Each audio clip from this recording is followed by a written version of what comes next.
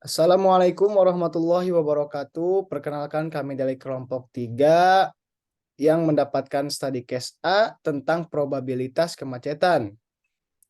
Perkenalkan kami sebelum melanjutkan ke pembahasan selanjutnya untuk memperkenalkan diri kami masing-masing. Yang pertama ada saya Rizky Maulana Rahman dengan NIM 12032200088. Saya Muhammad Akmal Amirullah dengan NIM 1203220091. Saya Bio Hilmi Aji dengan NIM 12032200078.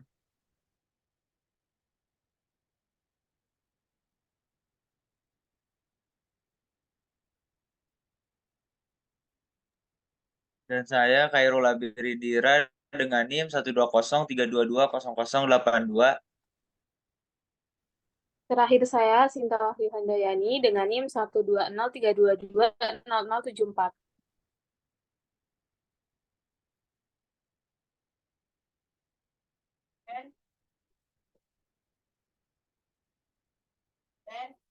Dan selanjutnya yaitu ada tahapan sampling. Kita menggunakan metode stratified sampling. Adalah metode yang kami gunakan dengan menyiapkan kerangka sampling yaitu jumlah kendaraan roda 2, roda 4, dan roda 8 yang melewati Jalan Raya Soekarno-Hatta, Buah Batu dari arah selatan di waktu yang diperkirakan menjadi titik puncak kemacetan. Kami mengambil total kendaraan yang melintas pada hari biasa weekday dan pada saat akhir pekan yaitu weekend. Kita mengambil pada pukul 17 WIB dan pukul 09.00 WIB dan pukul 13.00 WIB dengan 3 jenis kendaraan yang kami ambil yaitu kendaraan roda 2, roda 4, dan roda 8.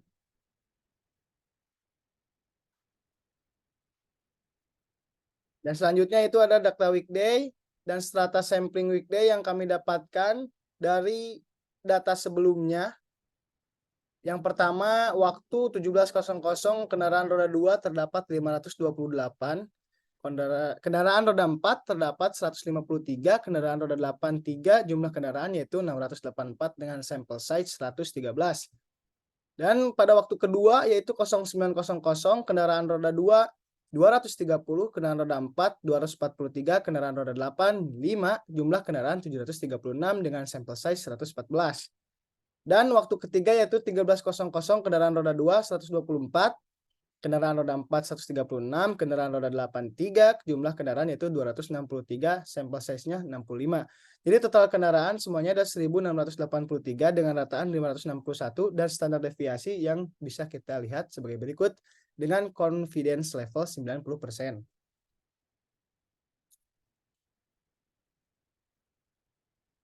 Lalu ada rataan dan standar deviasi weekday. Kita menggunakan interval kepercayaan sebesar 90% dikarenakan kita hanya mengambil data menggunakan ATCS Kota Bandung saja. Maka Z alpha per 2-nya atau Z 0,05-nya sama dengan 1,65.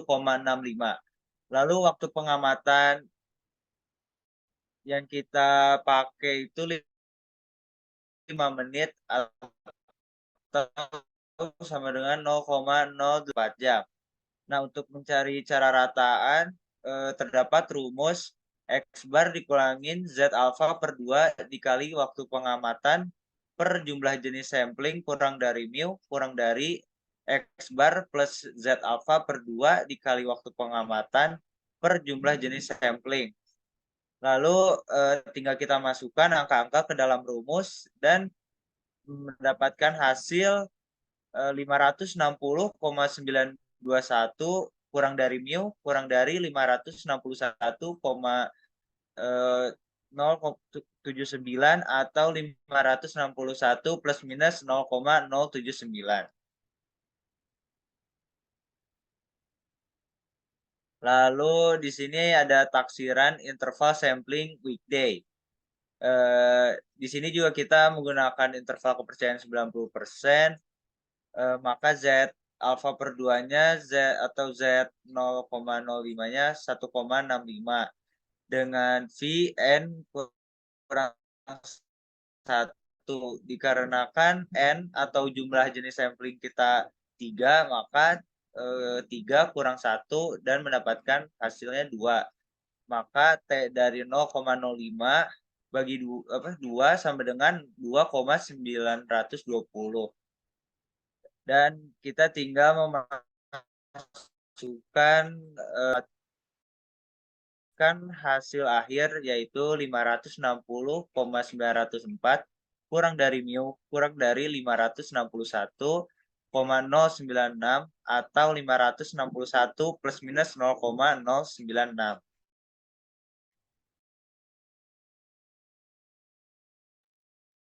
Selanjutnya saya akan menjelaskan mengenai penambahan sampel weekday. Berikut terdapat dua rumus yang kami gunakan untuk mencari margin of error dalam kasus ini. Dan berikut merupakan pengerjaan atas perhitungan yang kami dapatkan.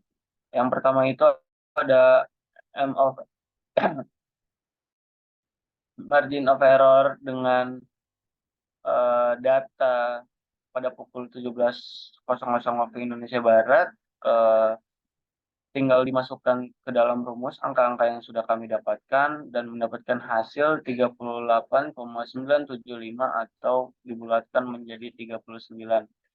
Berikutnya yang kedua adalah data yang kita peroleh dari CCTV TCS pada pukul 9.00 dengan hasil 39,152 atau dibulatkan menjadi 39. Yang ketiga, data yang diperoleh dari CCTV juga pada pukul 13.00 waktu Indonesia Barat mendapatkan hasil 29,562 atau dibulatkan menjadi 30.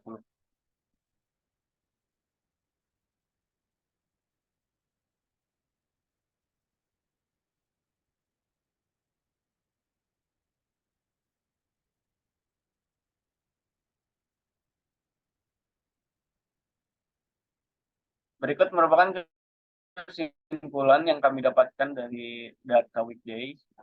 Jika margin of error yang diinginkan kurang dari 45%, maka yang pertama pada ukuran sampel yang harus ditambahkan minimal 39 sampel. Pada sampel yang pertama, ukuran sampel yang harus ditambahkan minimal 39 sampel. Kemudian pada sampel yang selanjutnya, ukuran sampel yang harus ditambahkan minimal 30 sampel.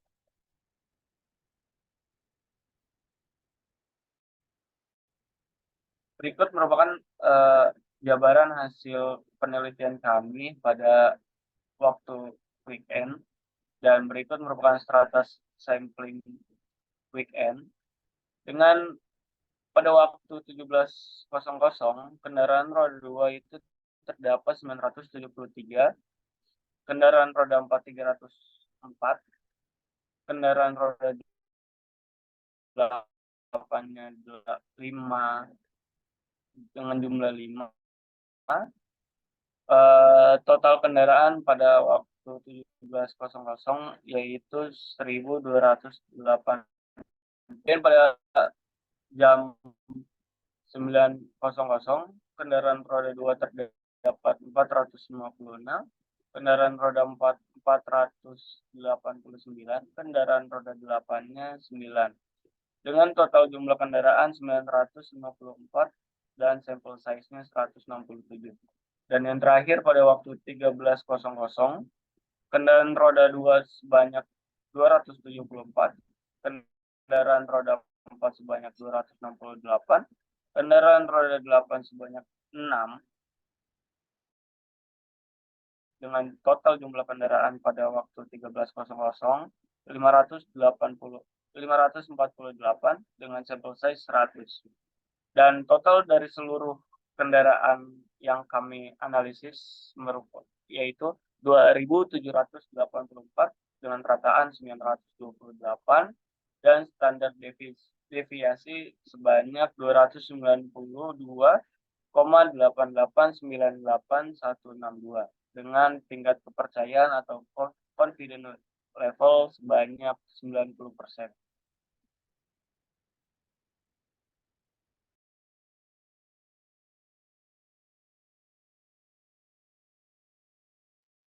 Baik, di sini saya akan menjelaskan rataan dan standar deviasi weekend. Dikarenakan kelompok kita menggunakan interval kepercayaan 90%, kita hanya menggunakan CCTV ATCS Kota Bandung.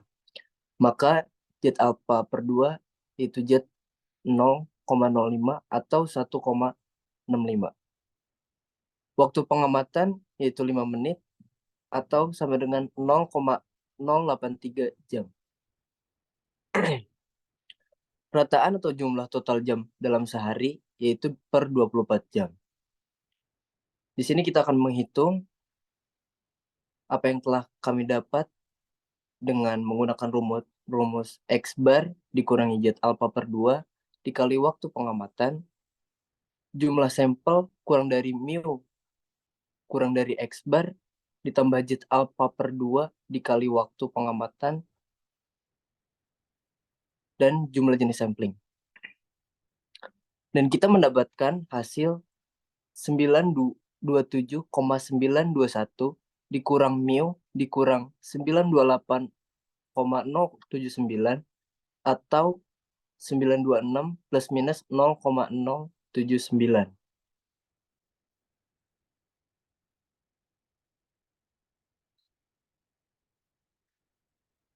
Dan selanjutnya taksiran interval sampling weekday. Interval kepercayaan masih sama dengan yang tadi 90%, maka jet alpha per 2 yaitu jet 0,05 atau setara dengan 1,65. Dengan V sama dengan N jumlah jenis sampling, 1 sama dengan 3 dikurang 1 sama dengan 2. N sama dengan jumlah jenis sampling, maka T 0,05 dibagi 2 sama dengan 2,920. Untuk menghitung rataannya sama dengan rumus yang sebelumnya, dan kita mendapatkan hasil 927,904 dikurang mu kurang dari sama dengan 92,096 atau sama dengan 928 plus minus 0,096.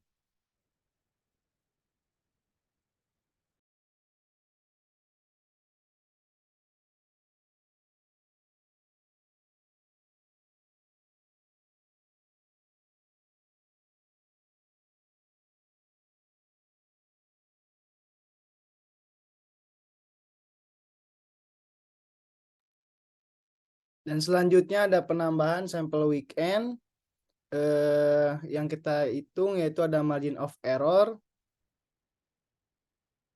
Sebagai rumusnya yaitu plus minus Z dikali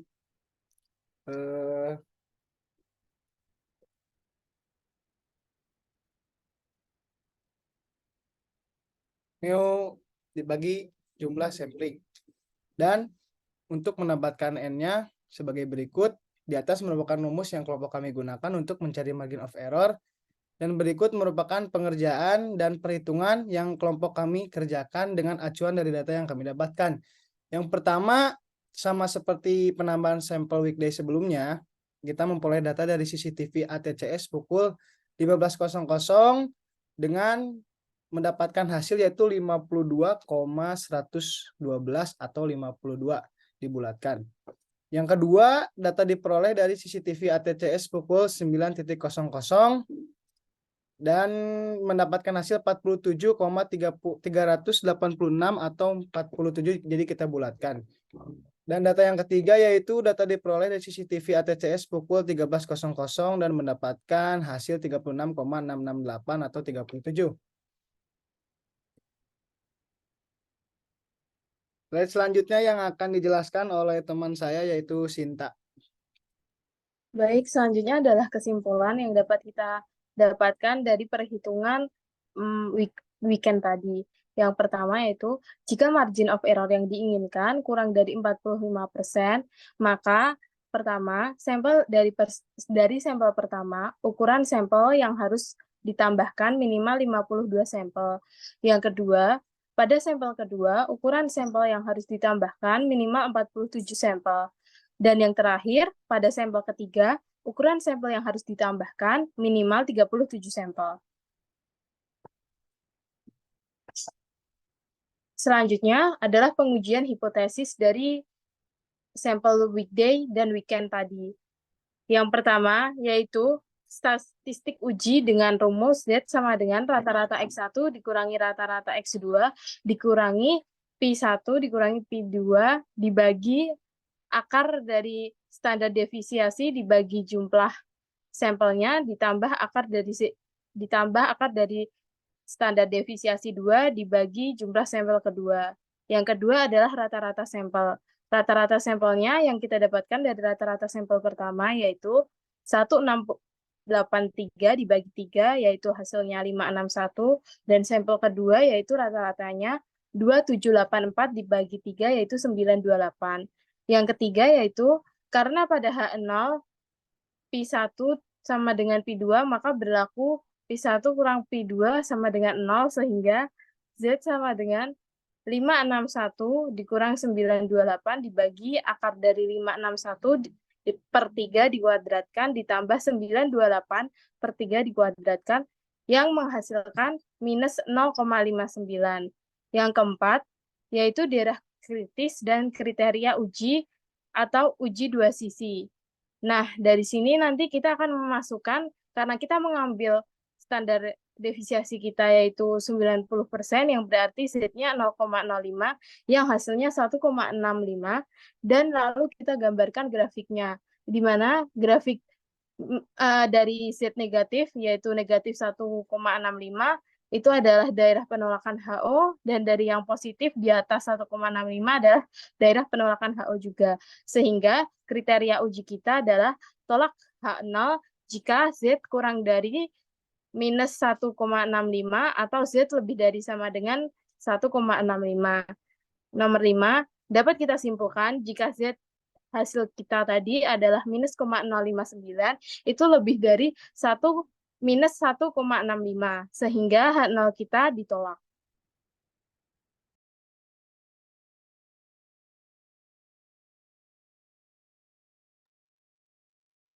Terima kasih kepada rekan-rekan saya semuanya yang telah menjelaskan materi-materi yang seharusnya kita jelaskan.